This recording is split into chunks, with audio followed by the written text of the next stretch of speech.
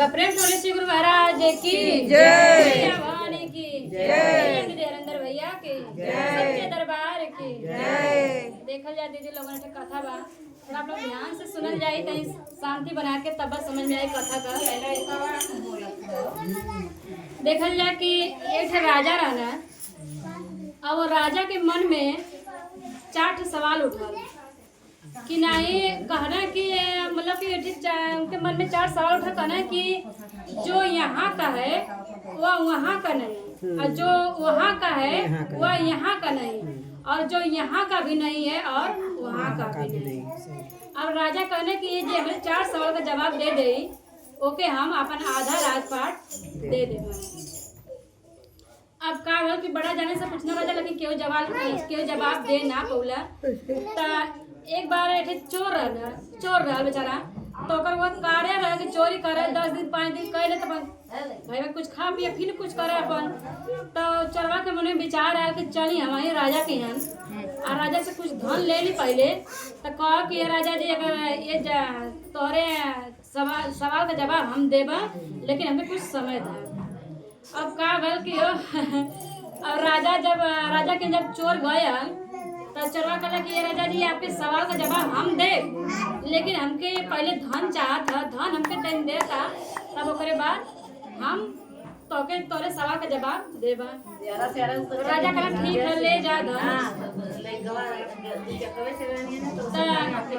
थोड़ा शांति बना के दीदी अब लगलो लोग बतियावा अपने में थोड़ा कथा पे लोग ध्यान दे तब बस समझ में कैसे कि कथा से ही हम लोग का व्यथा मिटेले कथा से ही हम लोग को ज्ञान मिलेला नहीं तो गीत गाना भजन तो मनोरंजन होला पर कथा से ही ज्ञान मिलेला। तो आप लोग कथा सुनल जा ध्यान से।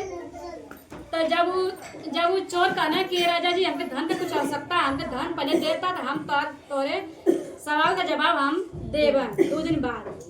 राजा कहना ठीक है ले जा और राजा कुछ धन देना चोर के और चोर जब धन लेके अपने घरे गई ना तो अपने मेहरारू से कहना कि ले हम राजा के से धन कुछ लेके आयल बाड़ी कुछ दिन ले अपन जीवन यापन करिए अब हम घर छोड़ के जात बाड़ी। तो उनको औरत कहने की कहो तू राजा से धन लेके अला हमके सवाल का जवाब देवे खातिर के अगर ना जवाब देबा तो फिर राजा आई तो का कहिए भाई हम लोग को दंड दिए ना। तो चोरवा कहला कि एक काम करके ले तक खो पी आराम से रह हम 10-15 दिन गाय बैठला तो राजा भुलाए जाइए कौन इतना बड़ा उनके इतना धन रहा खुदाई का करी 10,000 रुपये 20,000 रुपये में कौन उनका का बिगड़त बा। अब वो चोर धन दे के घर से निकल गया और उनके चोरवा का औरतिया जौरन तो भगवान का बड़ा भक्त रहने। अब उनके ही मन में लगा कि अगर हमें एक धन के खाई तो हमके पाप लगी तो कहने की चला ठीक है तू अगर सवाल का जवाब ना देबा तो सवाल का जवाब हम देबो।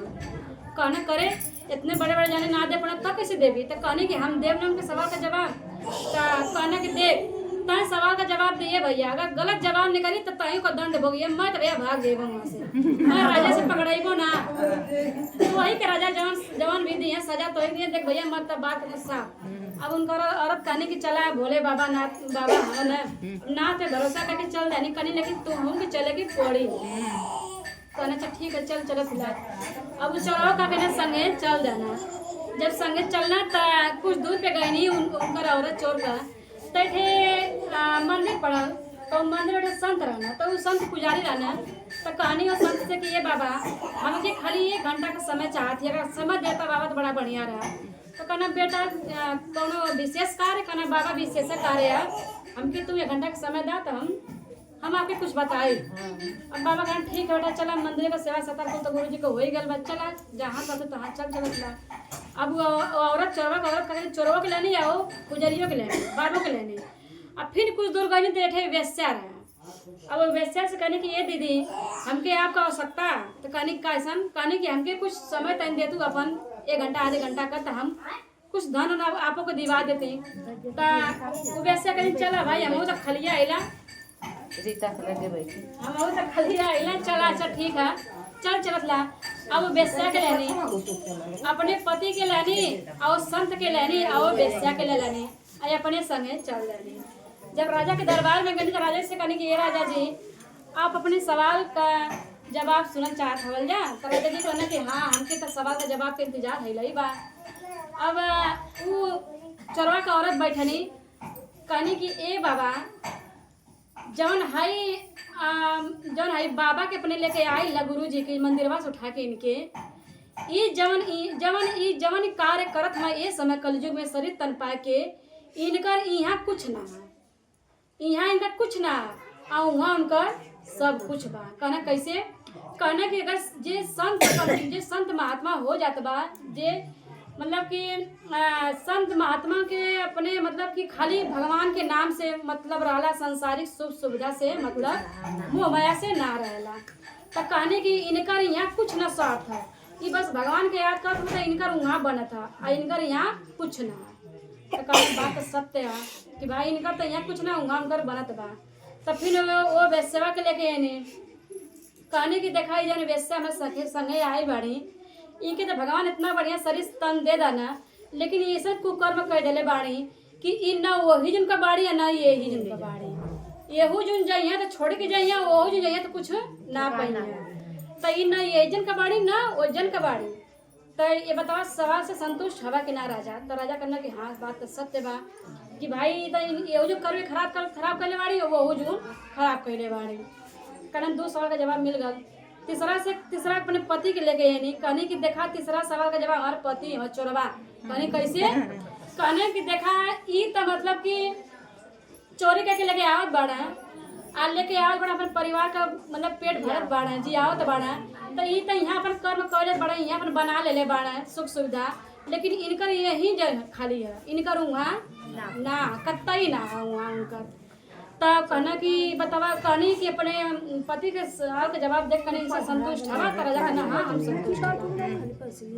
चौथा कहने कि ये राजा जी राजा साहब आप राजा हवल जा, तो आप कहत हवल जा ना कि हम कौन कर्म कहनी कि हम ये जन्म में महाराजा आइला, तो आप ये सुनल जा कि चौथा सवाल का जवाब आप हवल जा। कहनी कैसे कहने कि देखल जाए अगर जवन राजा इंसान मतलब कि आदमी बनेला तो प्रजा उनसे कुछ अपन आस लगावेला कि हमारा राजा मतलब कि हमारे भाई प्रजा आपके देखभाल करिए, राजा ही घर पोषण करिए। तो राजा जी आप यहाँ भी निस्वार्थ सेवा करत हो जा और आपका सेवा वहाँ भी होत बा, तो आप येहू जो बनावत हो जा और आप वहू जो बनावत हो जा, यहाँ जनता का सेवा करके वहाँ भगवान के खुश करके। तो कहना कि आपके यूँ बा और ओहू बा, तो कहना राजा सत्य बात बा, सही बात बा कि अगर भगवान हमके देहले बाड़ा तो हम भाई प्रजा का सेवा करत बाड़ी तो हमके तो वो तो पुण्य बा। तब वो कहानी चलवा कर नरारू कि ये राजा साहब आप चारों सवाल से संतुष्ट हवल या कि ना। तो राजा साहब कहना कि हाँ बेटा हम तो बहुत संतुष्ट तोरे सवाल से हो गए जवाब से हो गए। तो वो जो कहानी की देखा जाए हमारे पति 10,000 रुपये आपसे लेके गए ना, हम 10,000 के चलते हम आपके शरण में आनी है, आपके सवाल का जवाब देनी है। अगर आपके मतलब बात सत्य बा तो हमके कुछ धन दौलत देवल जा कि हमारो मतलब जीवन यापन हो जा। तो राजा कहने कि बेटा हम तो के अपन आधा राजपाट देवा। तो कहने कि ये राजा साहब आप तो आधा राजपाट देवला जाए, लेकिन एक कार्य और कर देवल। कहने कि हमारे गांव में देखा बहुत दिन से कोनो सत्संग कोनो कार्यक्रम मतलब पूजा पाठ ना होत बा, तो एक काम कर ले कि हमारे घर शिव चर्चा का आयोजन करवा देवल जा। तो राजा साहब ठीक है। अब राजा कहने कि वो चोरवा के घरे शिव चर्चा करोगे। जब शिव चर्चा करो ना चोरवा के घरे, तो जब चर्चा हो गई तो ये के घर में से काली कलौटी एकदम मतलब मैल कुचाई औरत निकल के जा पहिर के चोरवा का रसिया कहने के ए बहनी सुना तू के बाड़ू, तो मुँह लोग कहती है बहनी हम तो दलितर बाड़ी। कहने कैसन कहने की देखा जेकरे घर में अगर शिव चर्चा होत बा, जेकरे घर में संत मतलब का आयन होत बा, जेकरे घर में पूजा पाठ अगर होत बा तो करे घर से दरिद्र बहरे जाने। तो बहनी हमारे यहाँ गुजारा अब ना बा। अब वो दरिद्र निकल के बहरे गई नहीं, और जब बहरे गई तो उधर से खूब सुंदर का नारी अपन सज धस के आवा लगनी। तो वो चरवा का मार पूछने की ये दीदी तू के बाड़ू, तो कहने की ये बहनी जहाँ सत्संग होला, जहाँ सत्संगत होले, जहाँ भगवान का पूजा पाठ होला वहाँ हमार निवास होला, हम स्वयं लक्ष्मी है। तब वह चरवा का मेहरारू लक्ष्मी माता के खूब सेवा कैनी, उनका आरती उतरनी, अपने घर में बैठौनी विराजमान कैनी। तो यह भल की बेचारी जब कैसे का ज्ञान है काहे से कि शिव के शिष्य रहने हो, नहीं तो का हम सबके ज्ञान आ पावत का। हमने कहती चला मरद लिया 10,000 20,000 खैती बैठ के चुपचाप खाल जाए फिर देखल जाए जन हो देखल जाए। लेकिन जब उस शिव को शिष्य बननी तो गुरुजी उनके ज्ञान देना कि तोहरे यही माध्यम से तोहार कल्याण होई, तोहार मतलब उद्धार होई। जरिया बनल ना। हाँ, तो गुरुजी वही से उनका दुख कटना, वही से उनके चौबा के सुधार दाना, वही से उनके आधी राजपाट मिलल और अपन जीवन यापन करे लगनी, अपने घर का भला कैनी। तो यह बात बा कि जहाँ अगर शिव का गुरु का जब आसन लग गल बा तो घर में दुख दलित दर भागेला। एक बार गुरु जी की जगह दे, अगर प्रेम से बोलिए जागा जा